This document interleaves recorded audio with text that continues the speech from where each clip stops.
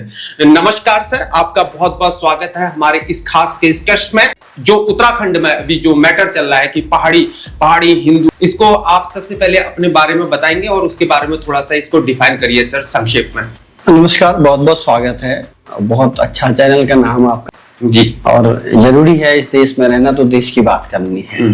और देश भी संस्कृति के आधार पर बटा हुआ है और संस्कृति के आधार पर ही राज्य बने हुए हैं। और हमारा राज्य उत्तराखंड जहां हम बात कर रहे हैं, इसकी मांग ही हमारे सांस्कृतिक विरासत को संभालने के लिए, हमारे सांस्कृतिक अस्मिता को बचाने के लिए, हमारे संसाधनों को बचाने के लिए हुई है। हमारे लोगों ने जो शहादतें दी वो इसलिए नहीं कि एक स्टेट हमें अलग चाहिए, हमें चाहिए हमारी संस्कृति, हमारी बोली भाषा। तो इसी को लेके जो है हम लगातार संघर्ष कर रहे हैं। और पहाड़ी हिंदू सशक्तिकरण अभियान हमने अपने संगठन के बैनर तले एक अभियान चलाया है, जिससे लगातार हजारों हजार लोग जुड़ रहे हैं। और अगर आप कहेंगे कि ये पहाड़ी हिंदू क्या होता है, हो सकता है आपका सवाल, तो इसका जवाब मैं देना चाहूंगा। देखिए, हम पर्वतीय क्षेत्र के लोग हैं। हमारे एक स्पष्ट, मैंने बताया आपको, पर्वतीय अस्मिता, संस्कृति और संसाधनों के रक्षक, ये हमारी टैगलाइन है। हमारे इस राज्य में हम मंदिरों की पूजा से ज्यादा थान की पूजा करते हैं। हम श्री राम जी को मानते हैं, श्री कृष्ण को मानते हैं, पर हमारे पहाड़ में न राम जी का मंदिर है न श्री कृष्ण जी का मंदिर है। हमारे मंदिर में थान होते हैं। और थान किसके होते हैं? थान होते हैं शिव जी और पार्वती के रूपों के। हम शिव और पार्वती के उपासक हैं। हम पहाड़ी हिंदू लोग शिव और पार्वती के उपासक है। और हमारे जो थान है, चाहे हरजू मंदिर, सैमजू मंदिर जो हम कह रहे, हरजू थान, सैमजू थान, गोलजू थान, गंगनाजू थान, काशन देवता थान, एड़ी थान, ये सारे हमारे शिव के स्वरूप है। हमारे वो सब थानों में एक धूनी होती है। क्या कोई और प्लेन में बने हुए मंदिरों में धूनी होती है? नहीं होती है। हमारे जितने भी देवियां हैं, हमारी मातृ देवियां हैं, पितृ देवियां हैं, चाहे आप माता कुष्मांडा ले लीजिए, धारी देवी लीजिए, नैना देवी, नंदा सुनंदा, ये हमारी बुआ है। गुलजू महाराज कौन है? वो हमारे दादा परदादा है। तो हम इसलिए कहते हैं, गर्व से हम कहते हैं हम पहाड़ी हिंदू है, क्योंकि हमारे घरों में देवता पैदा होते हैं। हम इस भारत के एक विशिष्ट लोग हैं जो हिमालय में रहते हैं और शिव जी के गण हैं। हम पूजनीय लोग हैं।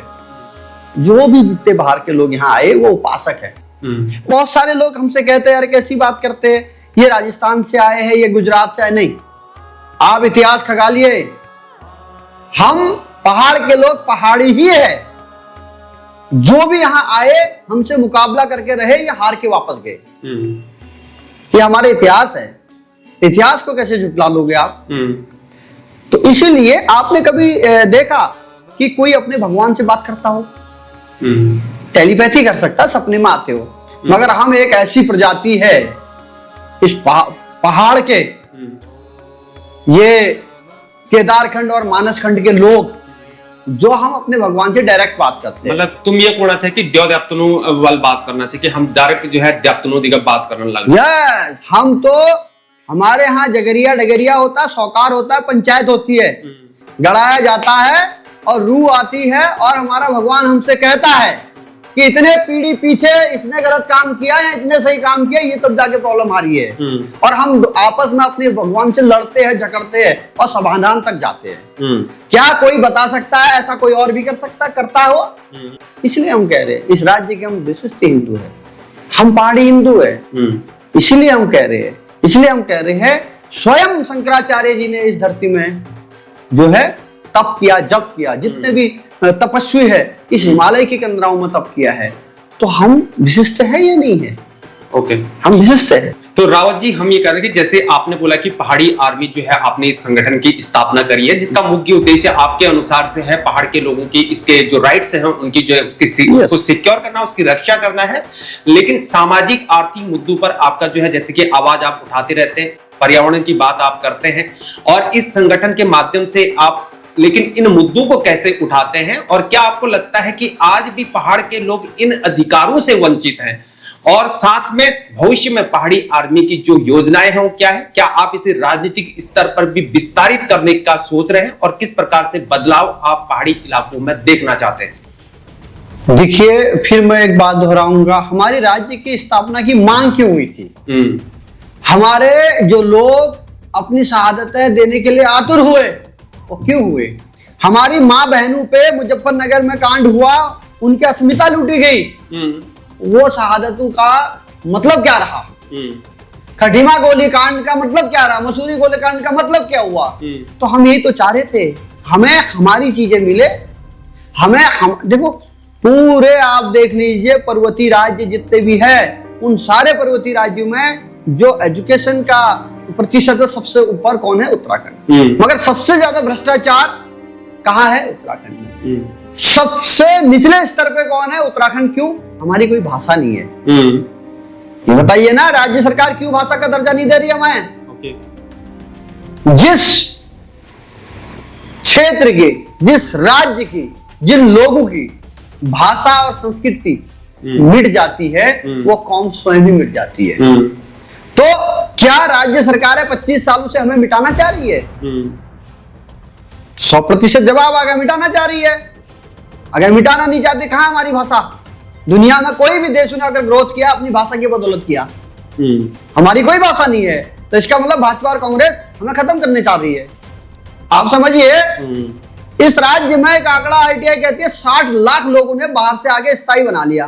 मैं कह रहा हूं, इस राज्य में कांग्रेस और भाजपा मर्डर की है। इन्होंने मर्डर करके हमारे सपनों के मर्डर कर रखा, हमारा मूल निवास प्रमाण पत्र का। आज हमारी आइडेंटिटी क्राइसिस हो रही है। भाई क्यों हो रही है? हम पहाड़ी हिंदू की बात क्यों कर रहे हैं? क्योंकि हमारी आइडेंटिटी को धूमिल कर दिया, हमें पता नहीं चल रहा। भाई आज 15 साल पहले हुए आया हुआ व्यक्ति यहाँ, और हमारे 15,000 साल पहले से रहने वाला व्यक्ति का जो यहाँ है, वो बराबरी में रख दिया है। बोले क्या मतलब है? उत्तर प्रदेश, बिहार से आया हुआ व्यक्ति 2-2 स्थायी निवास प्रमाण पत्र लेके घूम रहा है, वहां का भी घूम रहा है, यहाँ का भी घूम रहा है। तो हम लोग कहाँ जाएंगे भैया? तो स्पष्ट है, भाजपा कांग्रेस राज्य के सपनों के कातिल है, इस राज्य के नौनिहालों के सपनों के कातिल है, हमारे राज्य के आंदोलनकारियों के कातिल है। और हम अपने लोगों को सुरक्षित करने के लिए वो हर संभव वो काम करेंगे जिससे उनको सुरक्षा दी जा सकती है। हम अपने संसाधनों को बचाने के लिए लोगों को जागरूक कर रहे हैं, लोगों को इकट्ठा कर रहे हैं। भाई ये बताइए, इन्होंने कहा डेमोग्राफी चेंज हो रही है, ब्लेम कर दिया कांग्रेस पे, बोला कि वो मोमडनों को बसा रही है। मान लिया, मगर आप बताइए ना, मोमडन तो पहाड़ में जमीन अब ले नहीं पाएगा। जिस तरीके से माहौल है, कौन दे देगा? मगर हिंदू होने के नाम से जो बाहरी प्रदेश के लोग पहाड़ों में जमीन ले रहे हैं, तो क्या वो हमारे कल्चर मानेंगे? मानते? गणेश विसर्जन कर दे रहे हैं महाराज।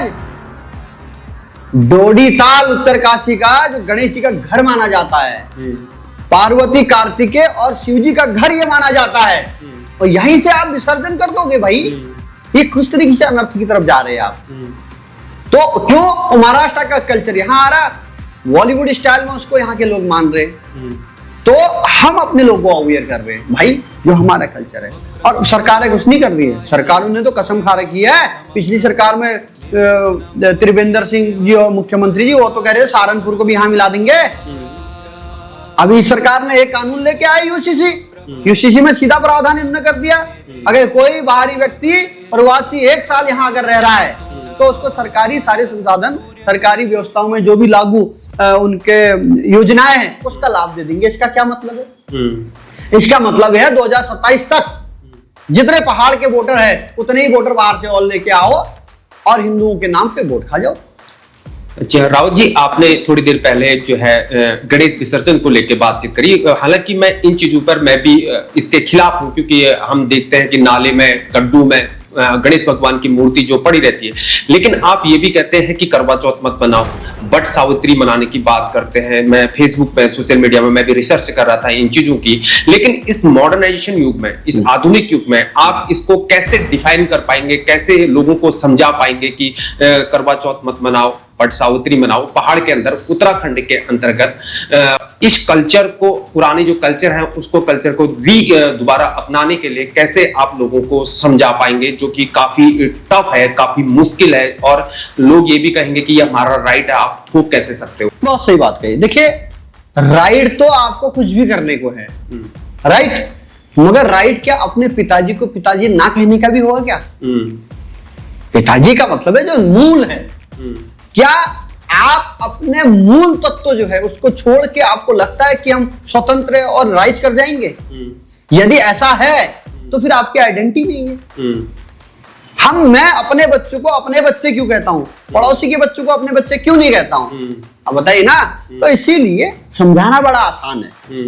हम उन बहनों का, उन माताओं का और उन पत्नियों का बुरा नहीं मानते हैं जो इस मॉडर्नाइज युग में बॉलीवुड की देख रेख से वो करवा चौथ जैसे पवित्र त्योहार को मना रही है और एक बड़े डेडिकेटेड होके बगैर जल लिए पूरे 24 घंटे रह रही है, और इस बात के लिए कि उनके पति की बड़ी लंबी उम्र हो और वो स्वस्थ रहे, तंदुरुस्त रहे। उनकी गलती बिल्कुल नहीं है। गलती उन लोगों की है जो इस राज्य के नव निर्माता बन के सत्ता में बैठे हैं, राइट। ये बताइए, आपने कहा अभी वट सावित्री हमारे वेद पुराणों से लिया हुआ त्योहार है, उसके शास्त्रीय जो है एक मान्यता है। उन मान्यताओं को इस मॉडर्नाइजेशन युग में जो आपने कहा, जब सरकार छुट्टी नहीं दे रही है तो मानेगा कौन? अब एक लड़के ने कल कहा मेरे से, सर हमें तो ये भी नहीं पता चलता है उतरणी कब होती, हरेला कब होती। मैं सिडकुल में काम करता हूँ, जब हमारे रीजनल त्योहारों को छुट्टी नहीं दी जाएगी हमें क्या पता हरेला कब हुआ? हम तो उस फैक्ट्री के अंदर रहते हैं। मगर हमें ये पता चल जाता है उत्तराखंड में छठ है, हमें ये पता चलता है उत्तराखंड में करवा चौथ है। वजह ये लोग वोट बैंक के लिए हमारे तीज त्योहारों को खत्म कर रहे हैं। उसकी वजह सबसे बड़ी है हम लोगों के माँ बाप के दिए हुए हमारे संस्कार। हम धैर्यवान हैं, चुप हो जाते हैं। मगर मैं राज्यवासियों से कहना चाहता हूं, अब चुप रह के काम नहीं चलेगा। क्यों? अब पानी बहुत ऊपर तक आ चुका है, हमारे संसाधन लूटे जा रहे हैं, हमारे संस्कृति में अतिक्रमण हो गया है। मैं अतिक्रमण कहूंगा, हमारे संस्कृति के ऊपर अतिक्रमण हो रखा है। हमारी अस्मिता ऐसी लूटी जा रही है। 4 साल की 3 साल की बच्ची भी सुरक्षित नहीं है और 80 साल की बूढ़ी माँ भी सुरक्षित नहीं है। कई केस आप देख रहे हैं, राइट। तो ये बाहर के लोग जिनके अंदर दर्द नहीं है हमारे महिलाओं के ऊपर, क्या ये हमारे महिलाओं की रक्षा करेंगे? कई उदाहरण है। तो हमें स्वयं अपने लोगों को अवेयर करना पड़ेगा। देखो भैया, ये मेरा मंदिर है, मेरा थान है, मेरे को इसकी रक्षा करनी पड़ेगी। हमने अभी एक व्यक्ति को मोटिवेट किया खटीमा में, उनने जो है श्रद्धा रखी माता कोटगाड़ी पे, न्याय की देवी कोटगाड़ी का भव्य मंदिर बना रहे हो, हमें बड़ी खुशी हुई। मगर आप देखें ना, हल्द्वानी में एकमात्र गोलजू मंदिर है पर्वतीय उत्थान मंच पे, उसके अलावा कोई गोलजू मंदिर है बताइए? मगर बाहर के आए हुए लोगों ने यहाँ कई प्रकार के मंदिर बना दिए। हम विरोध नहीं कर रहे उस बात का, मगर इस बात का हम अपने लोगों से कह रहे भाई आप कौन हो, आप कहाँ जा रहे हो, क्यों जा रहे हो? क्या आप अपने मूल को, गलतियां हमारी है, गलतियां हमारी है। हम अपने मूल त्योहारों को पहाड़ से जब उतरते हैं वहीं छोड़ के आ जाते हैं, और गलतियां उन लोगों की है जो अपने आप को संस्कृति के बचाव के मठाधीश मानते हैं। ठीक है, बिल्कुल। गलतियां उनकी है जो अपने आप को पहाड़ के सबसे बड़े लाल कहते हैं। तो उनका कर्तव्य क्या है? क्या वोट बैंक के लिए लोगों को यूज करेंगे, या हमारी संस्कृति को बचाना भी कर्तव्य है? ऐसा कौन सा कार्यक्रम आप कर रहे हैं जिसमें हमारी माताएं, हमारी बहनें प्रतिभाग करे और गौरवान्वित महसूस करे? आप कार्यक्रम दे ही नहीं रहे। तो कार्यक्रम अगर दे नहीं रहे हैं तो गरबा डांडिया में तो जाएंगे यार। हम कौन सा कार्यक्रम उनको दे रहे हैं? कोई दे रहे हैं क्या? हमें देना पड़ेगा ना, हमें देना पड़ेगा कार्यक्रम। अगर हम कार्यक्रम नहीं दे रहे, अपने रीति रिवाजों को, अपने कल्चर को, अपनी बोली भाषा को, अपने नाच को, अपने छोलिया नाच को, अपने झोड़े चांचरी को प्रमोट हम खुद नहीं कर रहे हैं, तो भैया 100% जाएंगे, उस तरफ ही जाएंगे। तो बचाना हमारा काम है, हम प्रयास कर रहे हैं। हमने कहा है ना, इस बार, अगली बार हम इस हल्द्वानी से शुरू करेंगे। क्या करेंगे? हम भिटौली महोत्सव शुरू करेंगे। अच्छा। भाई बहनों का सबसे पवित्र त्योहार हमारे पहाड़ में भिटौली मानी जाती है। चैत्र के महीने में हर बहन इंतजार करती है मेरा भाई आएगा, मेरा अश्व कुशल पूछेगा और हमें गिफ्ट देगा, है कि नहीं? और बहुत ही मतलब इतने मार्मिक और संवेदनशील वो रिश्ता है और वो त्योहार है। आज भी बूढ़ी माँ इंतजार करती है मेरे मायके से कोई आएगा, पूरे साल भर आए ना आए। तो हम शुरुआत करेंगे। हमने तो संकल्प लिया है अपने पहाड़ को जो लुढ़ता कल्चर है उसको सजोने का। हमने संकल्प लिया है अगर इस हल्द्वानी को कुमाऊं की राजधानी कहते हैं तो इस हल्द्वानी को कुमाऊं की स्टाइल में ही डेवलप करवाने की बात करेंगे। हम जितना हमसे प्रयास होगा हम उतना करेंगे, हम पीछे नहीं हटेंगे। रावत जी, उत्तराखंड की राजनीति को किस प्रकार से देखते हैं? अभी उत्तराखंड के अंदर 1000 करोड़ रुपए से ज्यादा की ओर जो है मुख्यमंत्री सीएम धामी ने जो है प्रचार और प्रसार में लगा दिया। कई पोर्टल्स को पैसे दिए गए, नेशनल मीडिया को पैसा दिया गया, print media, social media, electronic media, तमाम जगह पैसे बांट दिए गए, लाखों के हिसाब से पैसे बांटे गए। फिर अपनी छवि को सुधारने के लिए इतना हमने काम कर रखा है प्रचार और प्रसार के माध्यम से, लेकिन ग्राउंड में जब हम देखते हैं रोड के अंदर गड्ढे पड़े हुए हैं, भ्रष्टाचार जो है दिखता है कि भ्रष्टाचार हो रहा है, तो आप इस परिप्रेक्ष्य में उत्तराखंड की राजनीति को रावत जी किस प्रकार से देखते हैं? ठीक है, उत्तराखंड की राजनीति डे 1 से सत्ता, दलाली, पैसा और वोट इन चारों पे टिकी है। और इसमें कांग्रेस भाजपा के अलावा जनता भी शामिल है। आखिर जनता खुद के लिए विकल्प क्यों तैयार नहीं कर रही है? अगर कोई विकल्प के रूप में आ रहा है तो उस पर विश्वास क्यों नहीं कर रही है? जनता की गलती है भाई। 5 साल जनता कोसती है उन लोगों को जो गड्ढे रोड में रोड नहीं गड्ढे दे रहे हैं, जो पाइप दे रहे हैं पानी नहीं दे रहे हैं, जो गैस की गाड़ी दे रहे हैं गैस नहीं दे रहे हैं, जो रोजगार के नाम पे फॉर्म भराते करोड़ों का घोटाला कर जाते, फॉर्म घोटाला ही, और नौकरियां नहीं देते हैं। नौकरियों की बात आती है तो पेपर लीक कर देते हैं। 5 साल इन लोगों को गाली करती है, तो लास्ट में फिर जनता उन्हीं को वोट दे देती है। तो क्या जनता शामिल नहीं है इसमें? जनता 100% शामिल है। तो जनता को ये डिसाइड करना पड़ेगा भाई तुम किसको बदनाम कर रहे हो, तुम भी तो शामिल हो उस चक्रचाल में। तो कुल मिला के उत्तराखंड की राजनीति चक्रचाल में फंस चुकी है। यहाँ भाजपा और कांग्रेस दोनों एक है। इनको मैंने नाम दिया है भांगरेस। अच्छा। भाजपा और कांग्रेस, यह है भांगरेस। अच्छा। नेता प्रतिपक्ष जो अभी कांग्रेस के होते हैं वो कुछ दिन के बाद बीजेपी के बड़े मंत्री बन जाते हैं। जो बीजेपी के कोई और नेता होते वो कांग्रेस में आके उनके अध्यक्ष बन जाते हैं।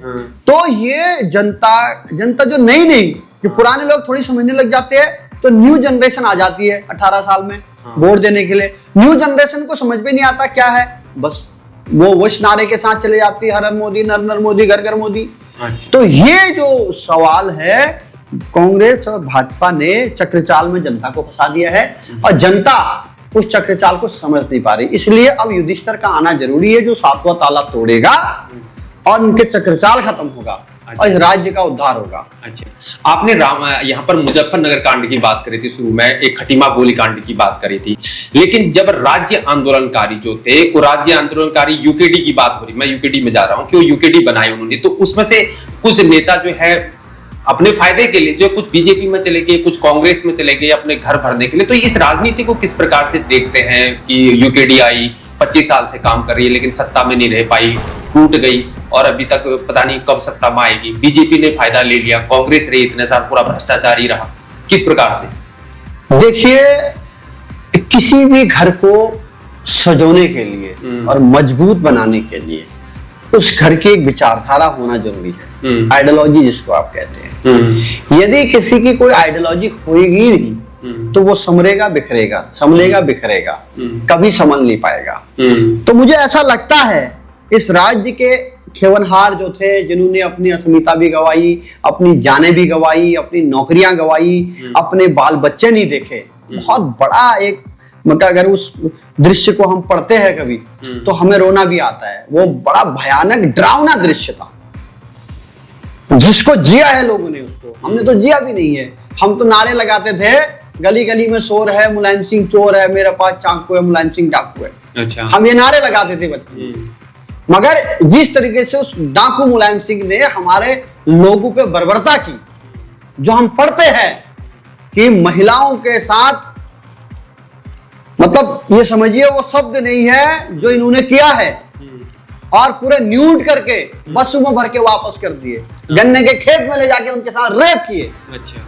तो इस तरीके की घटना से दिल दहलता है आदमी, ऐसा लगता है यार जीने में कोई फायदा नहीं अगर इस राज्य में हम अपने लोगों के लिए कुछ मदद नहीं कर सकते। वो राज्य जिस राज्य के लिए हमारी माँ बहनों ने भी अस्मिता गवाई, हमारे माँ बहनों ने अपनी मतलब सब कुछ निछावर कर दिया, उसके बाद भी ये लुटेरे लूट रहे, चीर रहे, दहाड़ रहे, इसको खत्म कर रहे, चीरहरण कर रहे।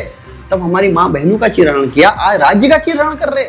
मगर इसमें जो तीसरा फैक्ट आपने बताया, आइडियोलॉजी का ढीला होना, पूरे राज्य को भुगतना पड़ रहा है। पूरे देश में जितने भी हिमालयी राज्य है, सब जगह अपनी अपनी आइडियोलॉजी की पार्टियां हैं, और वो जो डायरेक्ट बात करते हैं कि ये मेरा है, ये तुम्हारा है। अगर मैं सीधी बात कर रहा हूँ ना, मुझे पता है मेरे बच्चे हैं ये, अब पड़ोसी के बच्चे को भी मैं अपने बच्चे कर रहा हूँ, तो फिर पड़ोसी भी घुल मिल गया।